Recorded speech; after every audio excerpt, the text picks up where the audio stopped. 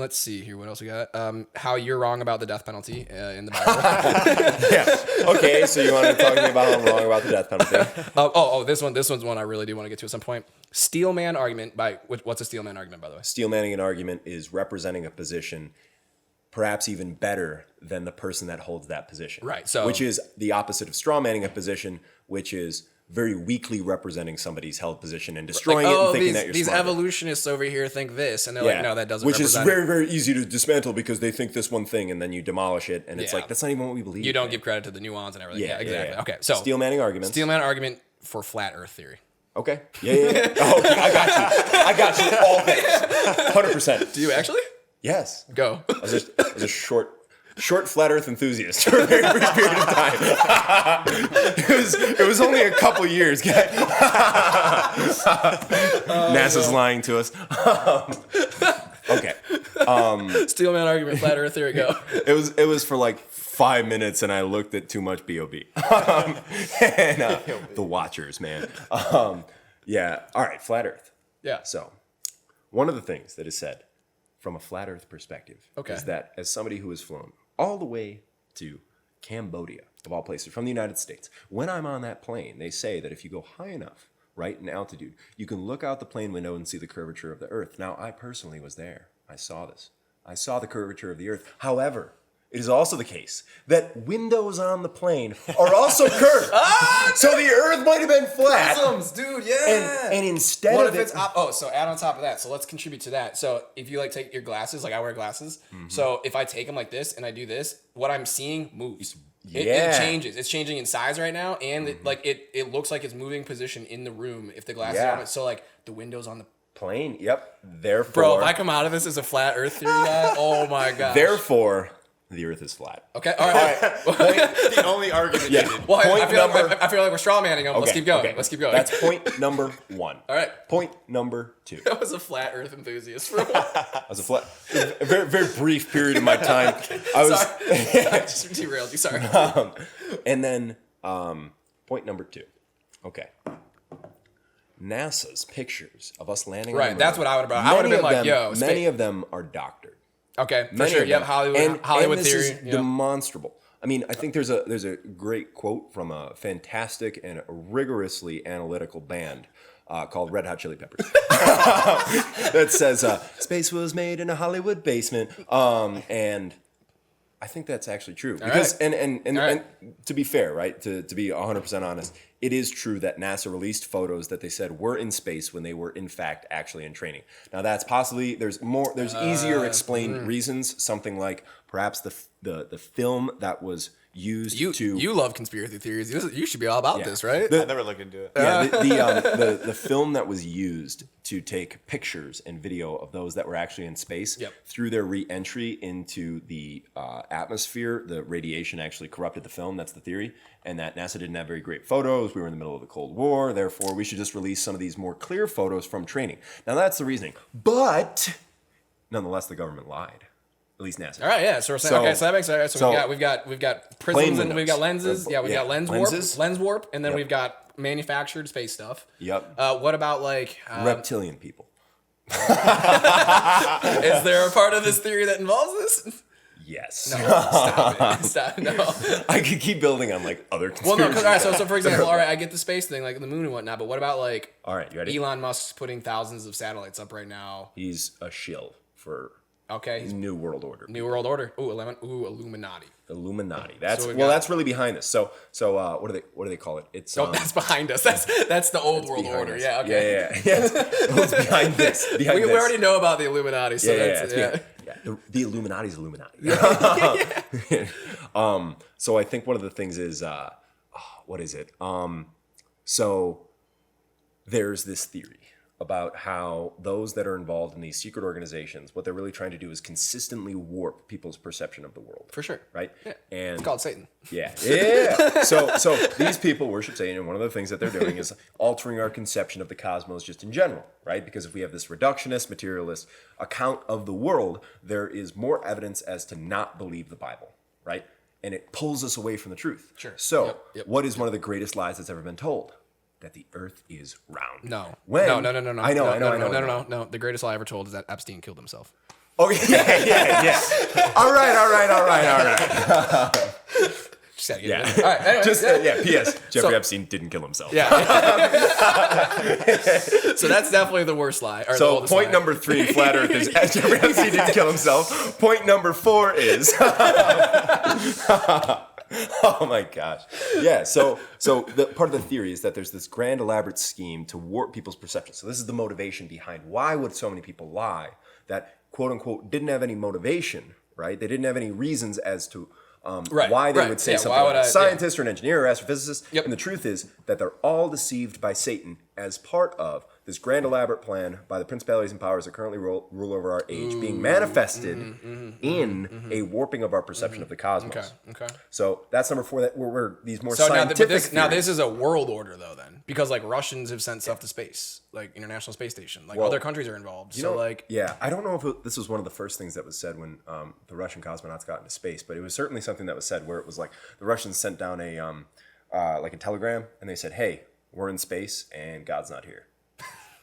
Yeah, I know. That was one of like I remember hearing that somewhere. This is kind of like folklore possibly, but it nonetheless embodies. Yeah, so what does this have to do with flat? What does it have to do with flat? Well, I think what it does is it nonetheless embodies a sentiment, perhaps, by those that are involved in space exploration that they are a part of the Illuminati and that they do not like the idea of there being a God. Sure, for sure. So Okay, that would be a motivating factor. So if the Bible, basically, the idea would be that we don't understand the depth of the corruption of man. Yes. By Satan. And the extent to which this might permeate our culture. Right, so it's almost like a Matrix argument. This would have been my argument, is that we are in fact in a simulation, and that wherever that simulation, whatever we exist in whatever form and being. Nick Bostrom.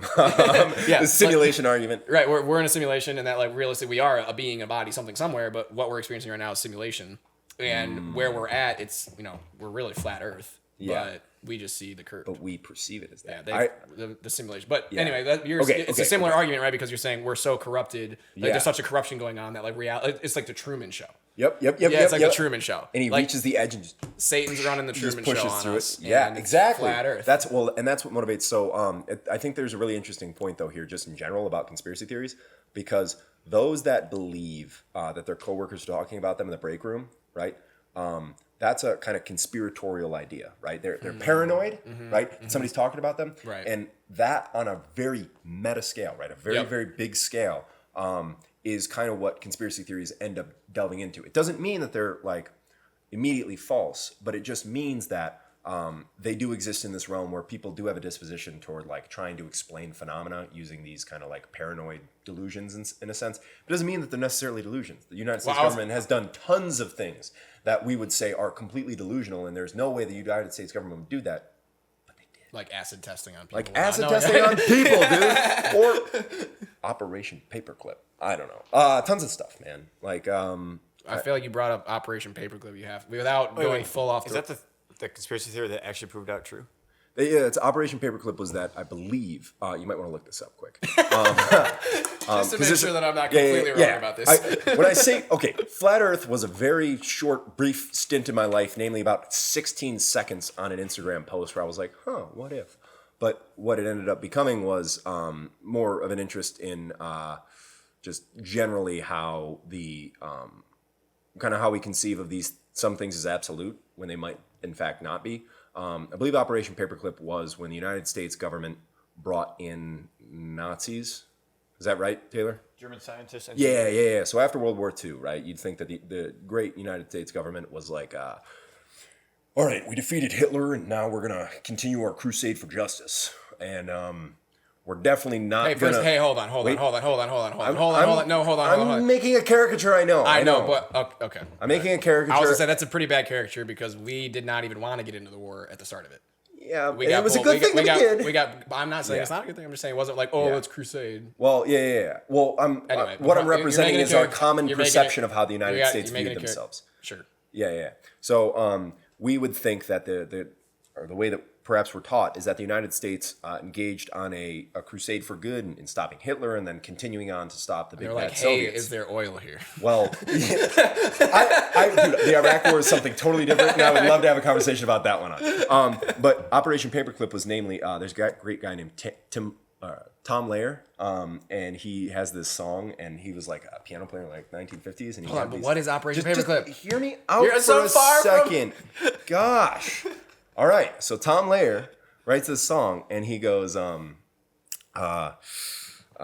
he's talking about Werner von Braun. And Werner von Braun was the developer of the V2 rockets, who was extradited to the United States to work on the NASA project. Now, Werner von Braun was a rocket scientist and that worked on the NASA missions, but he was also somebody that would either kill the slowest worker in his factory. More people were killed, namely they were Jews enslaved, right, and other individuals that were kind of persecuted by the German by fear government. of death. Yeah, so in Germany, there were more people killed in the factories that produced the V2 rockets than were actually killed by V2 rockets throughout the entire World War.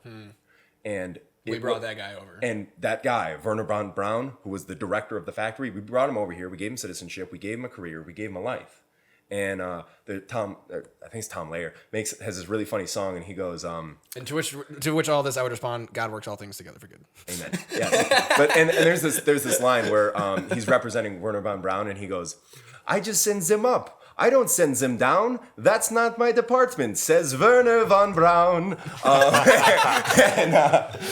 And it's just this idea that the United States did conspire, and they never made this public, obviously, to bring many known bad guys, Nazis, right? Like the worst kind of bad guys. Over 1,600. Yeah, over 1,600 of them. To the United States, gave them jobs, covered up their pasts, and did that unbeknownst to the American people. Now, you can obviously And like offer, everyone was like, "This is a conspiracy." Well, and well, then it it's turned just out not to be. Or No. Because we were talking about conspiracy, Steelmanning Flat Earth. So. Yeah. So the reason why I bring this up is just because the United States government does do things unbeknownst to its American people that the American people may have an objection to. Sure. So that may be the case that the United States government develops an entire educational curriculum from which they mandate from their federal offices in which they fool all of the American people to believe that the earth is in fact round. So realistically, this is really interesting because realistically, all these Steelman arguments that we're coming up with,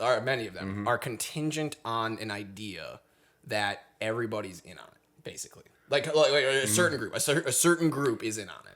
Yes, there are some people that are in on it. In the greatest way, right? It's interesting. There's a phrase that kind of like, embodies the sentiment, right? The greatest lie the devil ever told was that he doesn't exist.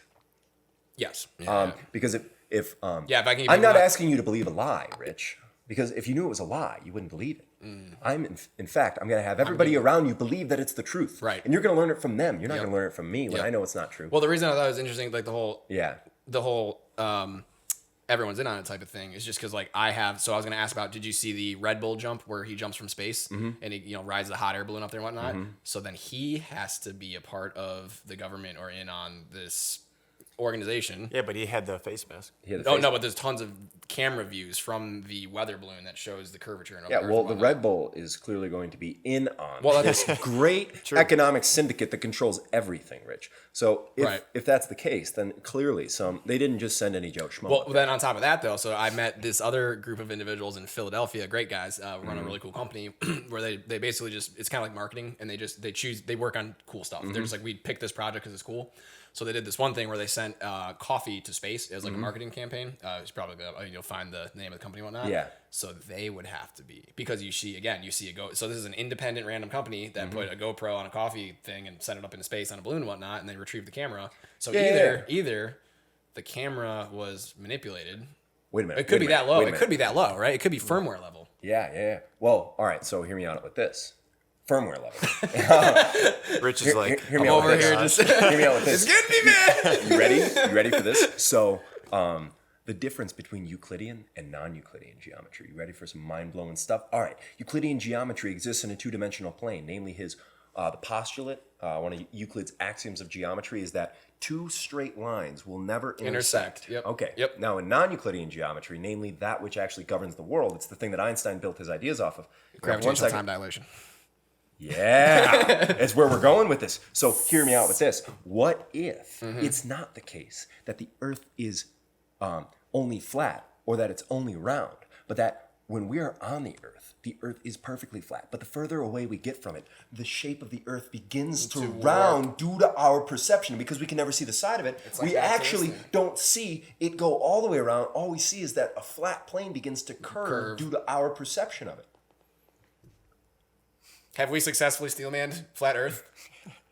I think we've given some reasoned arguments. Yeah, I think we've got some quite reasoned arguments here. And B.O.B. is on our side, so... With B.O.B.? Oh, the artist? Magic. Yeah. I got the magic. I heard you say it earlier, and I was like, do I know what he's talking about? Yeah. Well, how can you disprove flat earther?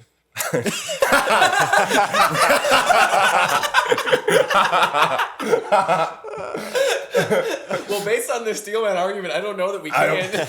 Well, that's why I brought up the interesting point of you have to have everybody in. There's a component to the argument that everybody's in on it. So that way, when there's any evidence where I can say, well, Elon Musk, I bring up my friend's company. Yeah. Anything you say, well, they're in on it. Like they're in on it, or there's something. There's some force at work that it's a non-falsifiable statement. Exactly. Namely, non-falsifiable statement. Like I can make this statement and it explains what I have to say, and there's no way that you can disprove me. Right. And if you try to disprove me, well, you're just in on it too. Right. Now what if? What if? Well,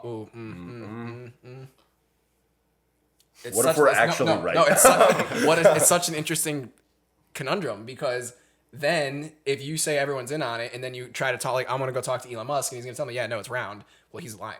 He's in on it, right? He's like or maybe he's fooled. Maybe he's fooled by those that are in on it, and he believes that, but it's just actually not the case. Maybe all the math that he uses. Yeah, I don't know if my thought is connected there when I try to explain that out loud, but yes. Yeah. Maybe. Or it's either he's the because if you ask someone who's like, oh, this guy's in on it, fine. Yeah. I'm gonna go talk to him about it. Mm-hmm. Then why is your company putting out stuff that shows that it's round if it's in fact flat? Like, he's gonna be in on it, so he's gonna. Sure. Yeah. Maybe he's in on it, or maybe just those at his company are in on it. Maybe they got sleeper cells up in there. They got sleeper cells up in there that are doctoring the data. How do you think? What would you say? So can we? I'm thinking like if you see another planet from like a telescope, they're round, right? They're circular. If you see back to the Euclidean geometry. Well, if you're seeing it far away, so to you it looks. Well, hang on. Jupiter, is it Jupiter or Saturn? Well, that's with the ring. Those are all planets. Oh, Saturn, right? Saturn's got the ring. You can see only Saturn's half rings. the ring. Mm-hmm. Why? Well, show me a photo where you see the complete ring around Saturn. Perhaps the photo is just doctored, and maybe even. Well, I could see it from a telescope. Yeah, you can see the entire ring around it. Sure. Also, on top of that, I would go back to the geography or your argument by the geometry was that the non-Euclidean plane that begins to curve as you move further away from it. Which, by the way, is not mathematically at all representable. But just so you know, that's actually the basis for like Einstein's geometry and his space-time stuff. It's like non-Euclidean geometry.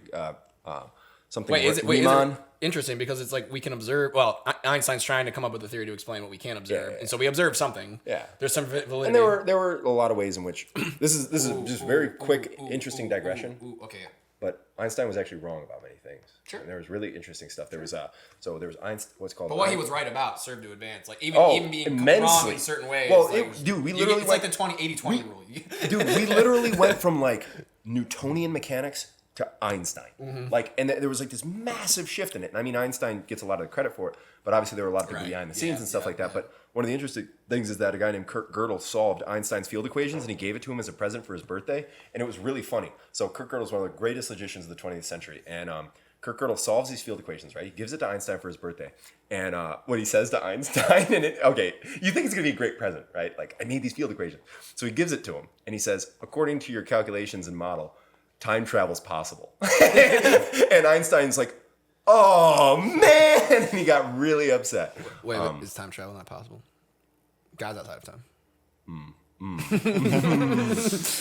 just saying. Stop steelmanning arguments. But yes, this was fun. We literally walked ourselves to a place where it was like, wait, now I don't know. If your argument, especially with some of those things about the lens warp and all that type of stuff, like it's well, and this is what makes science and the values and the principles set forth in the Enlightenment so important was that the difference between somebody like Thales, right, who was what we would consider the founder of Greek philosophy. He said that Earth is everything, all matter is water. And now you would think originally that is really stupid, but the truth is that he had a good reason, right? Water comes in ice, it's a solid. Yep. Water comes in liquid, right? And water comes in a gas. Right, Holy Trinity. So, boom. That's modalism, Patrick. that's modalism. For those that don't get it, we'll circle back. Yeah, Luther satire. Yeah. But the reason why it's important is just to note that like these guys 2,500 years ago were trying to think about what the Earth was. Yep. And instead of saying what I'm going to do is I'm going to make a hypothesis, I'm going to go out, I'm going to test it a bunch of times, and then I'm going to get a bunch of other people that are not influenced by my conclusions, and they're going to go out and test it. Right. And then that's going to happen all over the world, and then we're going to compare the results, right? And we're going to use rigor and try to understand these things both rationally and empirically. That shifted massively during the Enlightenment. And now what we would say, and this was, we would say that something is not even as useful as it pertains to scientific theories if it's not falsifiable. Right, like it necessarily can't even come into question, right? Whether or not we can test something, then why would we include it in our scientific theories? So if we say something like, "Well, they're all in on it," right? How do you test that? What are you gonna do? Torture people? Start waterboarding? Right? Yeah, pretty much. Yeah. I think that's the conclusion we came to. But it's interesting, man. I think I think we've done a good job. I think we did a good job to demolish the flat Earth, though. I mean, one of the most easy things that you can do is it's the watching of the. Well, this happens at night. It's the watching of the ship. Sun or ship? No, it's watching of the ship as it goes around the as it goes out to sea. Eventually, they had to try and explain this, right? So they look at the sea, or they look at the sea and they watch a ship go, and they'd watch the ship slowly start to go down, and you could see different parts of the mast, right, with a telescope. And you could see the ship begin to actually set down into water as if it were sinking. Gotcha. If it were flat, that would not be the case, even if you were in an elevated position. No. Even if you were in an elevated position. If you were in an elevated position, you would still be able to see the ship, even just for a further distance out. I'm just trying to see if your geometry argument though, because if the further it gets away, things bend, right? Sure. Then of course it's going to go down. But and that's where the whole would it actually mathematical representations of the geometry of space and time is right. Yeah, it doesn't. No, that's a good one. Work The like ship. that. I would. Well, if we're gonna steelman this thing, then at some point we should probably we should look into that and see what they say. Yeah. We want to represent them. I don't know of any reasonable person that actually believes in flat Earth. Dude, there's an Instagram page dedicated to it. Wait, Rich. There's not an Instagram page. There's multiple many Instagram pages. Way too many. Yeah. But I think we need those people in our culture, though, man. I think we need the people, like just like I need the people to as soon as COVID hit, to be like, I'm not wearing a mask, right? Like I need those people to go out and protest, and I need those people to question the most fundamental things of our society, even if their reasoning's awful. Right. Right. Yeah. No. I agree. I agree with that. Yeah. We should be able to defend why we believe what we believe. Yeah. Yeah. Yeah. All right. But doesn't that cause radicals? Yeah. Yeah, he's arguing for the merit of radicals. Yeah. But I don't want that. So this is the problem. I'm not saying it's not merit. I get it. They serve a place and purpose. It seems reasonable to have them as a part of the culture, but one of the things that's important to note is that when too many people become the radicals, then you get a culture that begins to kind of sway into irrational mob rule, which is tyranny of the majority. Yeah, pure democracy by unreasonable people, which is don't want that. That's why we have a republic. Yeah, doesn't end very well. Nope. But we need those people in our culture nonetheless, because sometimes they just shake us out, right? Like the difference between Einstein and somebody that's like, I'm not going to wear a mask, right? Is that Einstein could give the reasons as to why he didn't believe in pure Euclidean geometry, and he developed a whole different theory of how space and time works. Mm-hmm. He used reason to prove why he was true. Yeah. Whereas somebody else just says, I don't like this thing, right? Which is just unreasonable. Yeah. It doesn't actually serve any purpose other than to express opinion. Yeah, but I mean, honestly, but I see the usefulness of it. I was just gonna say, also imagine you being yourself and somebody you thinking that you're gonna go out and evangelize. You're talking to somebody, you're doing something, and they're a flat Earth theorist, and you've never heard what we just talked about. Oh yeah. And they start throwing all these things about geometry, Euclidean stuff out there. Yeah, most people don't even know that stuff. Yeah. So all of a sudden they're like, I have no idea how to refute this person that is telling me the Earth is flat, even though the Earth is round. And this is the last probably important point is that I think we should move on to another topic. Yeah, there are some evangelical Christians that would hold to the view that because the ancient Jewish conception of the world, right, and they'll quote Job, they'll quote I think Isaiah, multiple places where it says, "Where were you when I laid the foundations of the world?" Right? There's an actual model that was supposedly conceived of as the Jewish model, where you had the dome around the earth, right, which was the firmament. You had flat Earth, but very flat plane on which all of existence lived. And then under the Earth, right? If you kept going down, you would hit water, and then you'd hit salt water, so everything rested on a sea, right? And then if you were to keep going down, there's the foundations that hold up the Earth. Yeah, there's the foundations that, and you can see this depicted in a lot of medieval art. There's the foundation that holds up the Earth. Yeah, I've seen like this. And then that's also the dwelling place of the dead. Yeah. That's why we think of it as hell is down and heaven is up. Yep. So that was their model, right? And people would say that that's what the Bible claims. But in fact, the Bible doesn't necessarily claim all those things. And that's Christians we are some kooky people. Sometimes we some kooky we people. preach Christ crucified. Amen. Testify. Yeah. All right. Well, that was good. Christian AI. Christian AI. Oh man. Artificial intelligence. All right.